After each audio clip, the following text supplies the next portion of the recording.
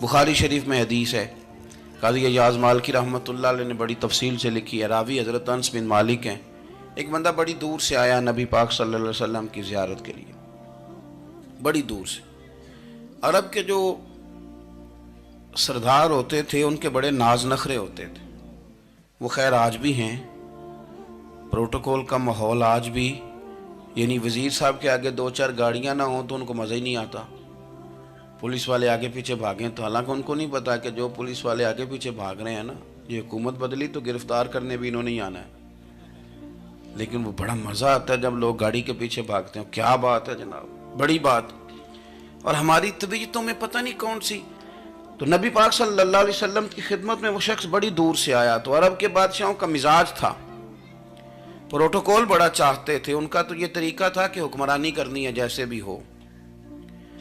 अगर किसी गुलाम ने धूप में बंधा रह गया, ऊंट और छांव में नहीं बांधा तो दुर्रे मारते थे, और अगर उसने खोल के बांध दिया तो फिर भी मारते थे। कहते थे इतना सियाना हो गया तो उन्हें पूछा ही नहीं, खुद ब खुद ही बांध दिया। वो शख्स हुजूर की बारगाह में आया और बहुत सारे लोगों के पास क्योंकि वो जाता था अपने सरबराह का पैगाम लेके, तो वो कांप रहा है जब हुजूर की बारगाह में गया, डर रहा है।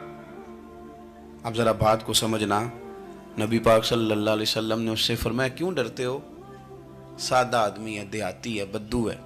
अल्लाह के रसूल ने थप की दी, क्यों क्यों डरते हो? तो कहते हुजूर मुझे आदाब नहीं आते और मुझे डर आता है, कोई बात अगर ऐसी हो गई आप मदीने की हुकूमत के सरबराह हैं तो कहीं आप नाराज़ ना हो जाएं। हज़रत अनस बिन मालिक फरमाते हैं बात कहाँ की थी, पहुँच कहाँ गई। जब उसने ये कहा ना कि आप तो हुकूमत के सरबराह हैं, कहीं कोई गलती ना मुझसे हो जाए, तो नबी पाक की आंखों में आंसू आ गए। हुजूर रोने लगे और नबी पाक सल्लल्लाहु अलैहि वसल्लम फरमाने लगे ना भाई, तो किसी हुकूमत के सरबराह के पास नहीं आया ना, तू तो उस बेटे के पास आया है जिसकी माँ गोश्त के खुश्क टुकड़े खा के भी गुजारा कर लेती। मैं तो एक गरीब माँ का बेटा हूँ।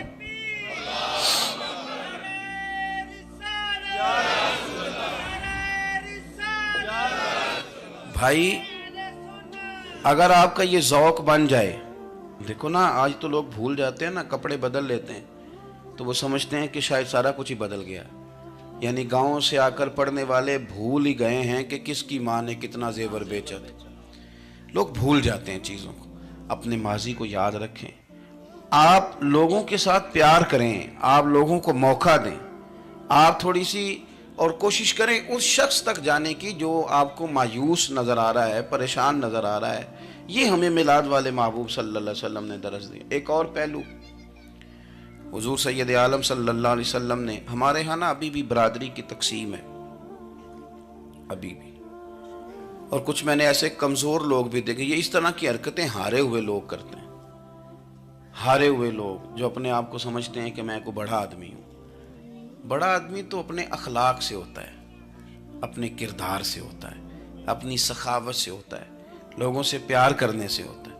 बाकी ये कि बैठ के कहानी सुनाना कि मैं बड़ा कुछ करता हूँ, तो जो कुछ करता होता है उसे सुनाने की कोई ज़रूरत है। एक और बहुत सारे लोग आप ताज़ियत करने जाए ना वालिद के इंतकाल के बाद, तो उन बेचारों को बताना पड़ता है कि अब्बा जी मेरे बगैर दवाई नहीं खाते थे।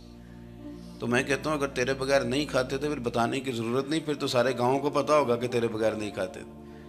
और अगर कोई दाल में काला है तो फिर तेरी वजाहत कोई बंदा कबूल नहीं करेगा।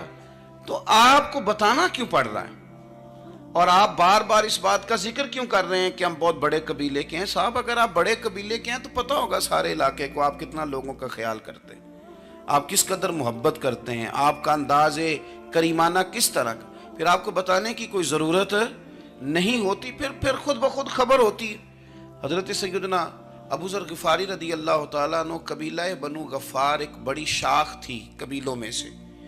जो लोग उस ज़माने में मालदार कबीलों से ताल्लुक़ रखते थे उनमें से एक बड़ा नाम था। सारी ज़िंदगी चौधराहट की, लेकिन मिलाद एक इनकलाब का नाम है। मैं मिलाद मनाने वाले दोस्तों से गुजारिश करता हूँ कि आप हर साल मिलाद मनाएं और हर साल मिलाद के बाद आप थोड़े बदल भी जाएं, यानी थोड़े से बदल जाएं। कुछ लोग कहें यार ये दाढ़ी मैंने ना 12 रबीउल अव्वल वाले दिन रखी थी, ये मेरी मिलाद वाली दाढ़ी है। और दाढ़ी रखें भी नबी पाक की मर्जी की। किसकी मर्जी की?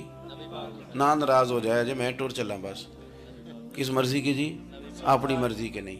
दाढ़ी का वज़न को नहीं होता कि पूरी मुट्ठी रखेंगे तो आपको कोई दिक्कत होगी, कोई वज़न नहीं, पूरी रखें। जो हुजूर का तरीका मुबारक है, जो हमें मिलता है, उस पर आप तवज्जो फरमाएं। तो मैं जो बात अर्ज़ करने जा रहा हूँ वो मिलाद इनकलाब है। हुजूर सैयद आलम सल्लल्लाहु अलैहि वसल्लम की बारगाह में आने से पहले लोग कुछ और होते थे और यहाँ से होके जाते थे तो फिर उनमें तब्दीली आती थी। मैं सारा दिन करामतें सुनाऊँ ना किसी को अपने पीर साहब की और अपने घर में भी कि मेरे हजरत बड़े, मेरे उस्ताद बड़े, लेकिन बीवी के साथ अगर मैं तुर्श लहजे में बात करूँगा तो वो कहेगी ये सिखाते ने तेनों पीर साहब। दोस्त कहेंगे ये सिखाते हैं आप। तो आपकी कहानियाँ नहीं चलती, आपका किरदार चलता है। हज़रत अबू ज़र ग़िफ़ारी रदी अल्लाह तआला अन्हु फरमाते हैं, चूँकि मैं चौधरी था, सैयदना बिलाल हबशी रदी अल्लाह तआला अन्हु के पास में बैठा था। किसी बात में बात आगे बढ़ी और बढ़ते बढ़ते बात शकरंजी तक चली गई। राय के इख्तलाफ ने बातों में तलखी पैदा कर दी और जब थोड़े लफ्ज़ और तेज़ हुए तो मैंने उन्हें कह दिया, चुप कर, तू तो अबशन का बेटा है। किसके बेटे थे हज़रत बिलाल? कहते हैं जब उन्होंने मुझे कहा तो मेरा दिल बड़ा टूटा, लेकिन मैंने इरादा किया कि मैंने हुजूर की बारगाह में नहीं अर्ज़ करनी। अब हर बात की हम हुजूर की बारगाह में शिकायत करें। लेकिन मैं जाके मस्जिद में बैठा और जब सरकार आए ना, इरादा नहीं था कि अर्ज़ करूँगा, लेकिन हुजूर का चेहरा देखा तो दुख मेरा खुद ही ताज़ा हो गया। रोने का भी तो तभी मज़ा आता है ना कोई अपना मिले तो। फरमाते हैं कि मेरे आंसू ना बग़ैर इख्तियार के छलक पड़े और मैं खुल के रोए, खुल के।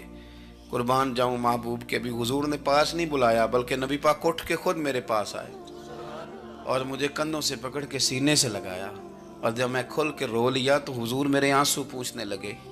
कुछ शेर ऐसे होते हैं जो किसी ने कहे होते हैं और कहने वाला जो होता है वो साहिब हाल होता है, तो उसमें कुछ खूबसूरती ज़्यादा ही हो जाती है। एक पंजाबी के शायर हमारे गुजरात में गुजरे, बुज़ुर्ग थे, उनका एक शेर है, वो कहते हैं, एक बारी मेरी आँखियाँ चों ਉਹਨਾਂ ਨੇ अथरू पूंजे सन।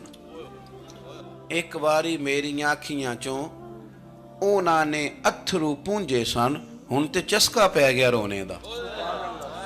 एक बारी मेरियां अखियां चों ਉਹਨਾਂ ने अथरू पूंजे सन, हुण ते चस्का पै गया रोने दा, ते हर वेले आहो जारी दा। तो मैं रोज रोने लगा हूँ, मज़ा ही बड़ा आया है जब से महबूब ने चुप कराना शुरू किया। मेरे अजीज, और फिर हज़रत बिलाल हबशी रदी अल्लाह तआला अन्हु चूँकि हुजूर के ग़ुलाम थे और उन्हें पता था कि सरकार मेरी नाज बरदारी करते हैं। हुजूर ने चुप कराया। फरमाया क्यों रोते हो? तो अर्ज़ करने लगे, या रसूल अल्लाह सल्लल्लाहु अलैहि वसल्लम, अगर मैं अबशन का बेटा हूँ तो मेरी तो गलती कोई नहीं ना, ये तो तकसीम अल्लाह की है ना। अल्लज़ी खलक़का फ़सव्वाका फ़अदलक फ़ी अय्यि सूरतिन मा शाअ रक्कबक। जिस तरह वो चाहता है, जिसको चाहता है उस तरह की उसकी सूरत बना देता है। तो मुझे अबशन का बेटा कहा जाता है, मेरी गलती क्या है? हजरत बिलाल ने भी नहीं बताया किसने कहा है, लेकिन नबी पाक सल्लल्लाहु अलैहि वसल्लम ने क्या फरमाया। इमाम यूसुफ सालेही ने लिखा है, जरा गौर करना बात पर, तसल्लियाँ लोग और रंग में भी देते हैं पर यह तसल्ली बड़ी अनोखी है। हुजूर फरमाने लगे, बिलाल अगर तो अबशन का बेटा तो परेशान क्यों होता है? काले रंग वाली माँ का बेटा है तो परेशान क्यों होता है अगर तेरी वालदा का रंग काला है तो? अर्ज की, हुजूर आप क्या फरमाना चाहते हैं? तो सरकार फरमाने लगे, मैं दो माओं का बेटा हूँ, एक जनाब आमना जिन्होंने मुझे पैदा किया और एक हजरत उम्मे ऐमन जिन्होंने मेरी परवरिश की, मुझे बड़ा किया। हुजूर फरमाने लगे, मेरी माँ आमना का रंग गोरा था और मेरी माँ उम्मे ऐमन का रंग काला है। तो फरमाया, अगर तुझे किसी ने काले रंग वाली माँ का बेटा कहा तो उसे कह देना मदीने वाले महबूब के भी तो एक वालदा का रंग काला है, तो कह देना। हजरत बिलाल कहते हैं कि वो इस तरह की तसल्ली थी, तिफल तसल्लियाँ नहीं जिस तरह की हमें दी जाती, वो इस तरह की खूबसूरत तसल्ली थी कि उसके बाद मेरा दिल ऐसा ठंडा हुआ, फिर किसी का ताना ताना नहीं रहा, फिर किसी की तकलीफ नहीं रही। रसूल पाक सल्लल्लाहु ताला अलैहि वसल्लम ने ये जो आज तकसीम है हमारे यहाँ ऊंच नीच की, छोटे बड़े की, ज़ात बरादरी की, हुजूर फरमाते हैं मैंने पाँव के नीचे रख के कुचल दी, अब इसका कोई स्टेटस नहीं रहा, अब ये कोई मामला नहीं।